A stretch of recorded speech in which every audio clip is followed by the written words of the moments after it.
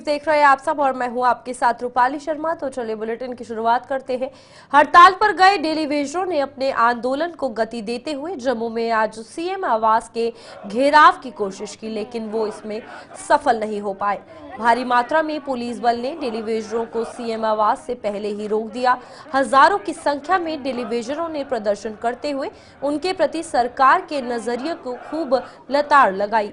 उन्होंने अफसरशाही को भी जमकर कोसते हुए डेलीवेजरों के हकों पर डाका मारने का जिम्मेदार ठहराया। डेलीवेजरों के मुताबिक तमाम विपरीत परिस्थितियों में सेवाएं देने के बावजूद भी सरकार डेलीवेजरों की अहमियत नहीं समझ पाई है और यही वजह है कि उन्हें दरबदर होने को मजबूर होना पड़ रहा है।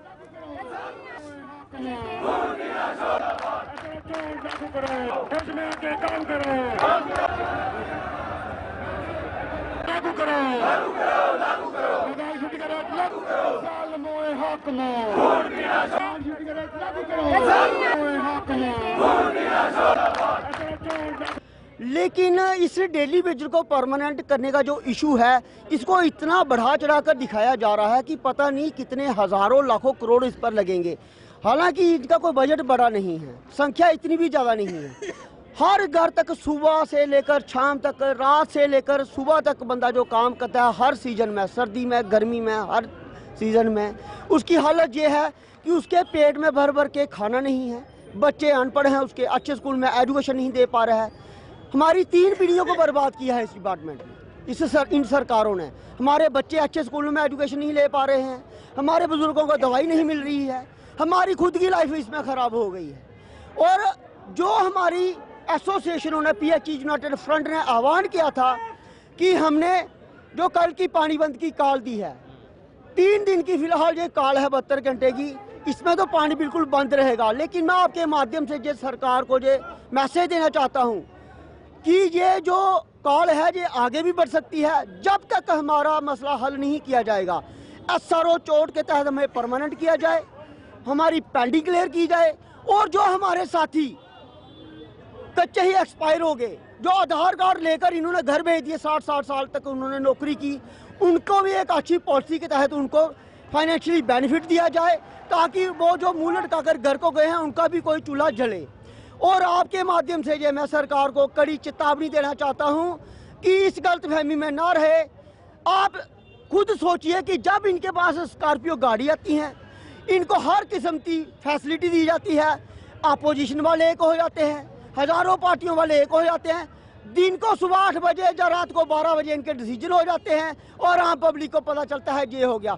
लेकिन जब डेली वेजर की बारी आती है तो इनके अपने अपने मापदंड अलग अलग हो जाते हैं। मैं पूछना चाहता हूं कि कितनी बार ये कमेटियां बनाएंगे। आज क्या इनको पता नहीं है कि हमारे पास 12% की मिनिमम मैन पावर नहीं है परमानेंट की इनके पास। डेली वेजर ही बंदा है जो हर सीजन में, हर गर्मी में, सर्दी में दिन रात मेहनत करके लोगों को पानी। हड़ताल पर गए डेलीवेजरों ने जम्मू के साथ साथ आज अन्य जिलों व तहसीलों में भी जोरदार प्रदर्शन कर अपनी मांगों को उजागर किया। प्रदर्शनों का ये सिलसिला अखनूर, सुरनकोट, पुंछ और मेंढर में भी जारी रहा, जहां डेलीवेजरों ने सरकार के खिलाफ जमकर नारेबाजी की। उन्होंने बताया कि सरकार को हड़ताल रोकने का मौका दिया गया था, लेकिन उसने वो मौका गंवा दिया है। डेलीवेजरों ने उनके आंदोलन को दबाने का आरोप लगाते हुए साफ तौर पर कहा है कि जब तक उनकी मांगे पूरी नहीं होती तब तक उनका आंदोलन जारी रहेगा।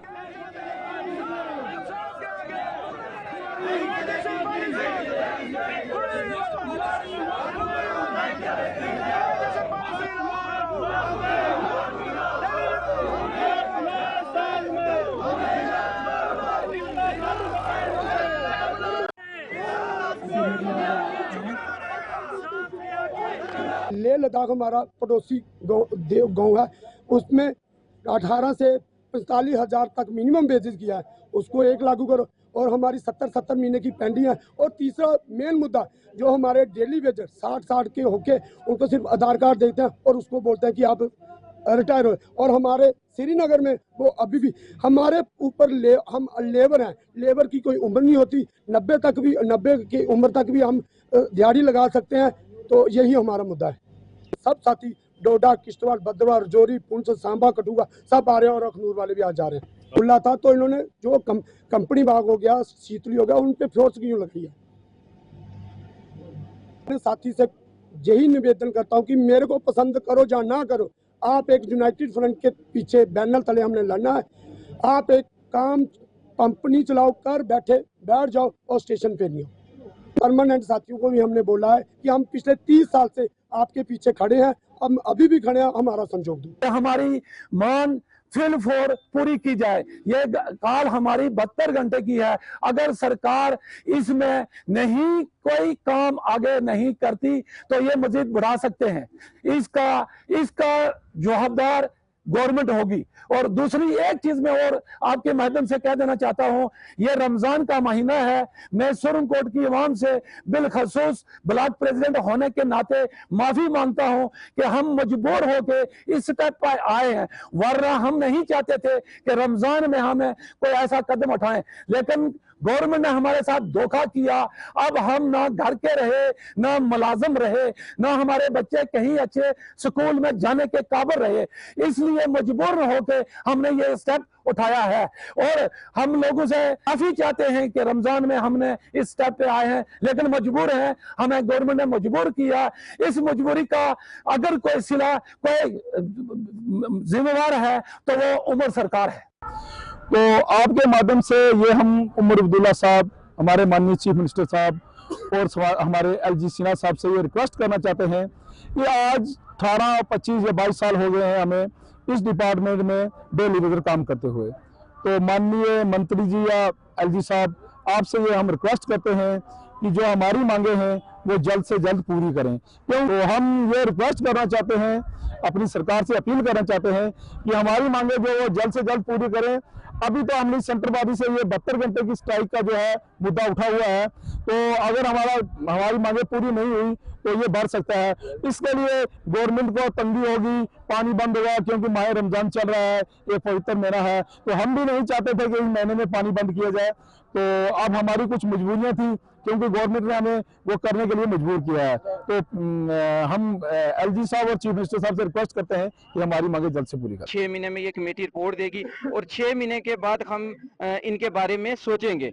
हम उनका वेलकम करते हैं। अगर उन्होंने कमेटी बनाई तो उनके साथ में जो लेह लद्दाख एक यूटी है उसमें एम्प्लॉइज को अगर मिनिमम वेजेस मिल सकता है तो यहाँ पे इनको देने में क्या परेशानी है। हमारी सीधी सरकार से एक ही बात है, ये सरकार जो ये स्ट्राइक कंटिन्यू अब चलेगी, जब तक हमें पॉलिसी नहीं मिलेगी ये स्ट्राइक ऑफ नहीं होगी। सरकार अगर हमें हमारे साथ इंसाफ करना चाहती है, हमारे साथ बैठ के बात करना चाहती है, तो हमें एक ही मुद्दा है सरकार के सामने, अगर आपके पास बजट में इस बार पैसा नहीं है या कोई परेशानी है, अगर ये बोलते हैं जी हमारे पास बजट ही नहीं सेंटर दे रही है आपके गाड़ियों के लिए, आपके और फंडों के लिए आपके पास पैसे हैं, लेकिन सिर्फ टेलीविजनों के लिए आपके पास पैसे नहीं है, तो हमें मिनिमम वेजेस दे दें और हम इनकी कमेटी का वेलकम करेंगे और 6 महीने और इंतजार करेंगे। अगर हमें मिनिमम वेजेस ये नहीं देते तो ये स्ट्राइक कंटिन्यू रहेगी, जब तक हमें पॉलिसी नहीं मिलेगी तब तक हम ये स्ट्राइक। भारतीय जनता पार्टी की प्रदेश इकाई ने जम्मू कश्मीर में आम आदमी पार्टी के इकलौते विधायक महराज मलिक द्वारा सदन में हिंदुओं के खिलाफ दिए गए बयान की कड़ी निंदा की है। भाजपा का कहना है कि महराज मलिक ने हिंदुओं के साथ साथ मुसलमानों के खिलाफ भी बदजुबानी की है, जिसके लिए उनके खिलाफ कड़ी कार्रवाई होनी चाहिए। जम्मू में आज एक प्रेस कॉन्फ्रेंस के दौरान पूर्व एमएलसी गिरधारी लाल रैना और भाजपा के प्रवक्ता डॉक्टर अभिजीत जसरोटिया ने इस पूरे मामले पर और क्या कुछ कहा, आइए आपको बताते हैं। और महराज मलिक के ऊपर मैं कहना चाहता हूं कि जो काम उन्होंने किया है इसके ऊपर आज हिंदू मुसलमान दोनों को आके इनके ऊपर पूछना चाहिए कि ये इस तरह की भाषा किस तरह से यूज कर। जिस तरह से महराज मलिक ने यह कहा कि हिंदू जो है वो सभी के सभी शराब पीते हैं और बेशर्मी से शराब पीते हैं, ये बात कहनी, और यह कहना कि जो मुसलमान हैं वो चोर शराबी हैं, यानी कि चोरी से शराब पीते हैं, ये मुझे लगता है सबसे बड़ी बात है। ये हिंदुओं के ऊपर भी कटाक्ष है और हमारे मुसलमान भाइयों पर भी कटाक्ष है। किसी की गलत आदत को किसी के धर्म विशेष के साथ जोड़ना यह किसी भी एमएलए को शोभा नहीं देता, और अगर इस तरह की बात की जा रही है ये निंदनीय है, इसके खिलाफ कड़ी से कड़ी कार्रवाई होनी चाहिए। और मैं सभी धर्म गुरुओं से, भले वो हिंदुओं के धर्म गुरु हैं, भले वो मुसलमानों के धर्म गुरु हैं, मैं कहूंगा कि इसका संज्ञान लेना चाहिए। और जहां तक मुझे पता लगा, भले वो विश्व हिंदू परिषद वाले हैं, भले वो श्री सत्य सनातन धर्म सभा वाले हैं, भले हमारे पास ये जो भद्रवाह से एक चिट्ठी आई है, और इस तरह से कई लोग हैं जिनके धार्मिक आस्था को इन्होंने घात पहुंचाया है। और ये कहना कि हिंदू जो हैं वो शराबी हैं और मुसलमान जो हैं वो चोर शराबी हैं, ये कहना मुझे लगता है सबसे बड़ा दुर्भाग्य है। इसके ऊपर जहां पर हिंदू ऑर्गेनाइजेशन, क्योंकि हम पॉलिटिकल लोग हैं, हम इसमें नहीं आना चाहते कि हिंदू या मुसलमान का क्या, हमारे लिए सभी के सभी लोग एक बराबर है, लेकिन मैं धर्म गुरुओं से, मैं उलेमाओं से, मैं शाही इमाम साहब से रिक्वेस्ट करूंगा कि इस तरह का कटाक्ष खासकर जो किया गया, जो कहा गया कि मुसलमान चोरी से शराब पीते हैं, इसके खिलाफ इन सबको संज्ञान लेना चाहिए और इस इंसान को कड़ी से कड़ी सजा देते हुए मुझे लगता है कि इसके ऊपर इसके खिलाफ कार्रवाई होनी चाहिए। महराज मलिक द्वारा हिंदुओं को लेकर दिए गए बयान के विरोध में प्रदर्शनों का सिलसिला जोर पकड़ता जा रहा है। कठुआ में आज भारतीय जनता पार्टी की जिला इकाई ने महराज मलिक के खिलाफ जोरदार प्रदर्शन किया और उनका पुतला जलाकर अपने गुस्से का इजहार किया। भाजपा नेताओं ने महराज मलिक की विधानसभा सदस्यता रद्द करने की मांग की और प्रदर्शन के बाद अब उनके खिलाफ पुलिस में FIR भी दर्ज करवाई गई। आम आदमी पार्टी मुर्दाबाद, मुर्दाबाद, मुर्दाबाद। हिंदू हितों का हनन हुआ था, खून बहेगा सड़कों पे। हिंदू हितों, मैं माननीय LG साहब से आग्रह करूंगा, महोदय स्पीकर साहब से आग्रह करूंगा, इस विधायक की सदस्यता को रद्द कर देना चाहिए, क्योंकि ऐसा विधायक जो हिंदू मुसलमानों को लड़ाने का काम कर रहा है, पर्टिकुलर सनातन धर्म को, हिंदू धर्म को, इस देश का सबसे बड़ा धर्म को टारगेट करने की बात कर रहा है। हम भी शराब के खिलाफ है, सरकार शराब को बैन करे, हम कभी नहीं बोलेंगे, लेकिन आप एक टारगेटिंग को, एक कम्युनिटी को टारगेट करके वो पूरे मीडिया में ये फैलाते हो कि हिंदू धर्म में शराब परोसी जाती है, हिंदू त्योहारों में शराब परोसी जाती है। शर्म आनी चाहिए आपको, आप एक विधायक है, आपने कभी ये नहीं बोला कि गायों का कत्लेआम बंद होना चाहिए। अगर आप बोलते हैं तो सिर्फ हिंदुओं के खिलाफ बोलते हैं, ये सरासर गलत है।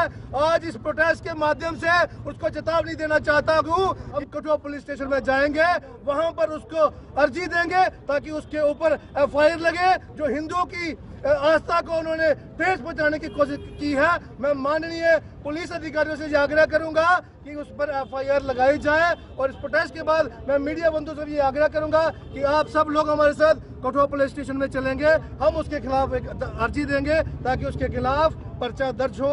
मैं महराज मलिक को ये पूछना चाहता हूँ कि किसी एक धर्म के खिलाफ आपको बोलने की इजाजत कौन देता है?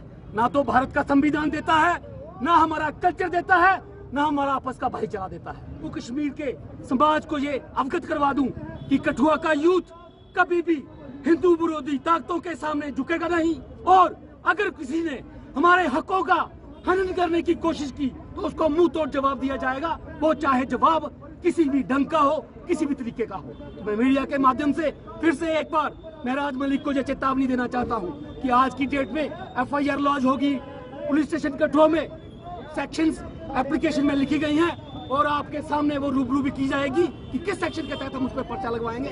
तो लिहाजा मीडिया के माध्यम से मैं एक बात स्पष्ट कर दूं कि जिन लोगों ने जिस दिन हिंदू हकों को हनन करने की कोशिश की या हमारे धर्म के ऊपर किसी ने कोई टिप्पणी करने की कोशिश की, तो उसका खामियाजा जो है वो भुगतना पड़ेगा। जय हिंद, जय भारत। शिवसेना डोगरा फ्रंट ने उपराज्यपाल मनोज सिन्हा को सदन में एक सोची समझी साजिश के तहत बदनाम करने का आरोप लगाया है। डोगरा फ्रंट ने सदन में हिंदुओं को बदनाम करने वाले विधायक महराज मलिक की आम आदमी पार्टी पर भी दोहरे मापदंड अपनाने का जिम्मेदार ठहराया है।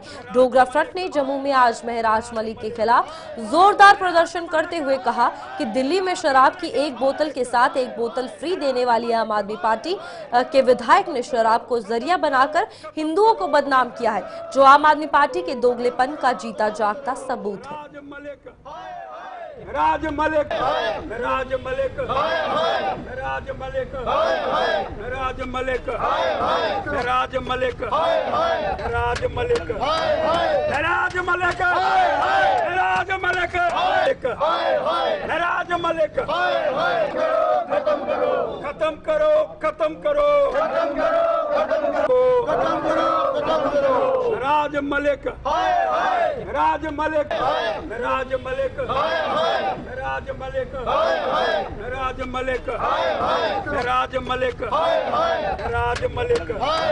राज मलिक, राज मलिक, राज मलिक, खत्म करो। कि किस तरह से राज्यपाल को बदनाम करने की एक बहुत बड़ी साजिश। अगर तथ्य हैं मिस्टर मलिक, चेतावनी दे रहा हूं तुमको, जम्मू कश्मीर के अंदर मिलिटेंसी अगर खत्म करी तो उपराज्यपाल ने करी, भ्रष्टाचार को मुक्त करा तो उपराज्यपाल ने करा। अगर तुम्हारे पास तथ्य हैं तो श्रीमान स्पीकर महोदय, बोलने से पहले वो तथ्य विधानसभा के अंदर रखे जाएं। और आपने उसको एक्सपंज नहीं करा, इसका मतलब आपकी मंशा भी उसमें राजमलिक के साथ है। वो में राजमलिक जो शराब के खिलाफ बोल रहा है, शराब नहीं होनी चाहिए, मैं भी इसका समर्थन हूँ। अरे दिल्ली के अंदर केजरीवाल एक के साथ एक फ्री, ये देखो एक्साइज पॉलिसी, एक के साथ एक फ्री। और यहाँ शराब बंद करो, डबल स्टैंडर्ड। और डबल स्टैंडर्ड कैसे चल सकता है? आप कहते हैं शराबी होने नहीं चाहिए, शराब नहीं होनी चाहिए, शराब खराब चीज़ है, शराब ने बर्बाद कर दिए, माताएं बहनें बिल्क उठी हैं।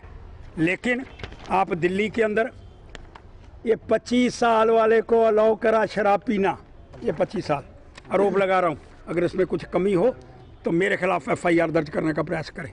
25 साल LG की सरकार आई, उसने 25 से छोड़ करके 21 साल कर दिए। अरे शराबियों को कौन पैदा कर रहा है? आप आम आदमी पार्टी कर रही है, मिस्टर मलिक कर रहा है, और यहाँ आकर के आप विधानसभा के अंदर भाषण देते हो।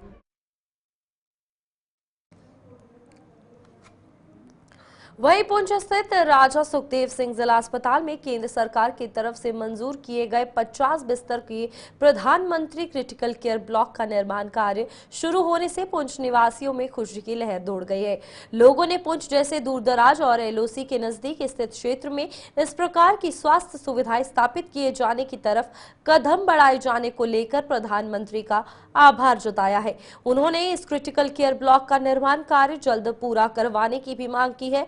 वहीं जिले के chief medical officer doctor Parvez Ahmad Khan का कहना है कि इस क्रिटिकल केयर ब्लॉक के बनने से पुंछ के लोगों को यहीं हर प्रकार की स्वास्थ्य सुविधाएं मिलेंगी और उन्हें बाहर नहीं जाना पड़ेगा।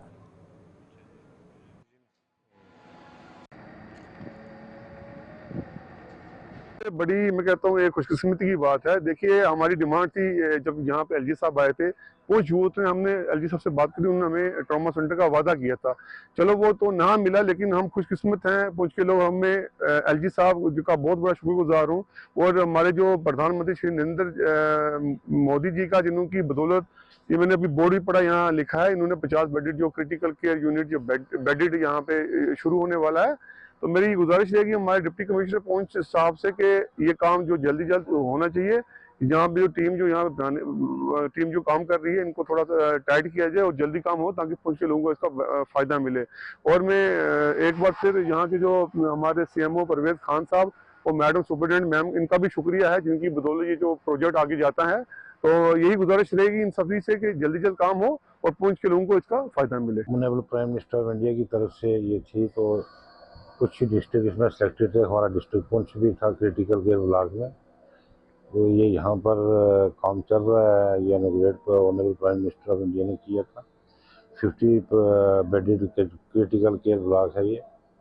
इसमें एक ग्राउंड फ्लोर है और 3 फ्लोर फर्स्ट सेकंड थर्ड ऊपर है। टोटल हम 4 फ्लोर लेके चलेंगे। इसमें 2 लिफ्ट्स भी हैं पेशेंट्स के आने जाने के लिए ऊपर, ताकि किसी को इतना ट्रैवल ना करना पड़े बाय स्टेप्स। और इसमें हर फैसिलिटी है, CT स्कैन है, एक्सरे है, ब्लड बैंक है, अल्ट्रासाउंड है, ICU है।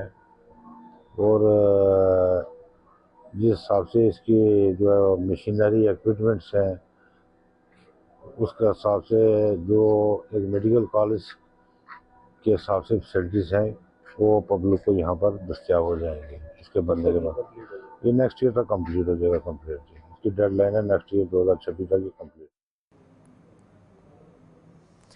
उधमपुर में सलमे पुल के निर्माण के लिए नाबार्ड ने हरी झंडी दे दी है। इस पुल के निर्माण के लिए पैसा भी जारी कर दिया गया है, जिसकी टेंडरिंग प्रक्रिया भी अब जल्द शुरू होने जा रही है। चुनैनी विधायक बलवंत सिंह मनकोटिया ने बताया कि इस पुल के निर्माण पर 24 करोड़ रुपए से ज्यादा के फंड जारी किए गए हैं, जिसके निर्माण से दर्जनों पंचायतों के लोगों को आवाजाही में सुविधा मिलेगी। आपको बता दें कि पुराना सलमे पुल 2023 में असुरक्षित घोषित कर दिया गया था और यही वजह है कि अब नए पुल के निर्माण की मंजूरी दी गई है।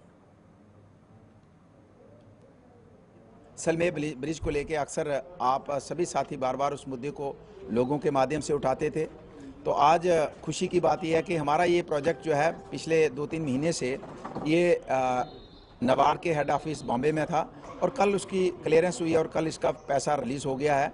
तो इसकी मैं बधाई देना चाहता हूँ कि जो सलमे ब्रिज का मसला बहुत अरसे से चल रहा था, लोगों की डिमांड भी थी, शिकायत भी थी और लोगों के साथ हमने पार्लियामेंट चुनाव के समय वादा किया था, अपनी इलेक्शन में तो किया ही किया था, लेकिन वादा किया था कि हर हालत में ये ब्रिज बनेगा, ये पुल बनेगा और आज उसकी कल सैंक्शन हुई है, पैसा रिलीज़ हुआ है। तो मैं तमाम गोडी बरमीन के एरिया के जितने लोग हैं, चूँकि हमारे दोनों डीडीसी राकेश बोधी जी हमारे डीडीसी गोडी से हैं और शबाज जी हमारे डीडीसी नरसू से हैं, प्रशासन के ऊपर दबाव पड़ा, हमारे जैसे प्रतिनिधियों के ऊपर दबाव पड़ा और सरकार के ऊपर दबाव पड़ा, जिसकी वजह से आज हमारा जो है ये पुल सैंक्शन हुआ है। इसकी लागत 24 करोड़ 27 लाख और 83 हज़ार रुपया इसके लिए सैंक्शन आया है। तो ये एक बहुत बड़ी डबल लेन मोटरेबल ब्रिज बनेगा, यानी कि आना जाना एक रूट से गाड़ी आएगी, एक से जाएगी और ये एक ऐतिहासिक पुल हमारा बनने जा रहा है। मैं और अभी भी 1-1.5 साल आपको सुविधा रहेगी क्योंकि जब ये सैंक्शन हुआ इसका टेंडर होगा भी और उसके बाद भी इसमें बनने में 1-1.5 साल मिनिमम लगेगा, तो इसलिए असुविधा आपको रहेगी। मेरे ट्रांसपोर्टर्स भाई हैं, उनका बहुत सा नुकसान हुआ बेचारों की, कहीं कोई गाड़ियाँ ही बंद होगी, मेडोरें ही बेचने पड़ी उनको, लेकिन अब कुछ चीज़ें हमारे हाथ में नहीं हैं, लेकिन जो हमारे हाथ में था हम सभी साथियों ने मिलजुल के पूरी कोशिश की है और आज ये रिजल्ट लोगों को दिया है। जम्मू में रविवार 23 मार्च को सिख सम्मेलन का आयोजन किया जा रहा है। इस सम्मेलन का आयोजन सिख समुदाय द्वारा रानी तालाब डिगियाना में किया जा रहा है। पंजाबी भाषा व सिख बिरादरी से जुड़े मुद्दों पर चर्चा की जाएगी। कांग्रेस नेता तरनजीत सिंह ने जम्मू में एक प्रेस कॉन्फ्रेंस के दौरान ये जानकारी देते हुए बताया कि सम्मेलन में कांग्रेस के प्रदेश अध्यक्ष तारिक हमीद कर्रा बतौर मुख्य अतिथि मौजूद रहेंगे, जिन्हें इन सब मुद्दों से अवगत करवाया जाएगा ताकि वो विधानसभा के बजट सत्र में इन्हें जोर शोर से उठा सके।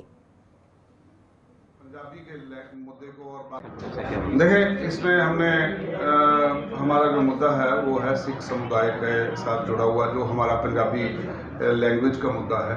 उसके लिए हमने जो है 23 तारीख, जिस दिन शहीद आजम भगत सिंह का दिन है, उस दिन हमने सिख सम्मेलन रखा है, जिसमें हमारे माननीय करा साहब और लीडर ऑफ अपोजिशन जो हैं मीर साहब, उनको बुलाया गया है कि वो वहाँ पर आएँ ताकि हमारे पंजाबी के मुद्दे को और बाकी जो हमारे सिख बिरादरी से जुड़े हुए मुद्दे हैं उनको रखकर मुख्य रखकर वो उसकी आवाज़ असेंबली में उठाएं। खासकर जो पंजाबी है वो हमारी 8वें शेड्यूल में आए ताकि हम अपने लोगों को, अपने आने वाले नस्ल को उनके इतिहास के साथ जोड़ेंगे। अगर वो इतिहास पढ़ेंगे तो जुड़ेंगे, वरना हमारी आने वाली नस्लें हमारा इतिहास नहीं जान पाएंगी, हमारे विरसे से दूर हो जाएंगी। इसी फिक्र से हमने सिख सम्मेलन रखा है 23 मार्च को शहीद आजम भगत सिंह के दिन पे, और ये रानी तालाब डिगियाना में रखा है ताकि हम अपने मुद्दे की आवाज़ जो है सरकार के समक्ष ला सकें, अपने लीडर ऑफ अपोजिशन के जरिए, हमारे माननीय प्रधान करा साहब के जरिए। चलिए अभी के लिए बुलेटिन में इतना ही, मुझे दीजिए इजाजत, नमस्कार।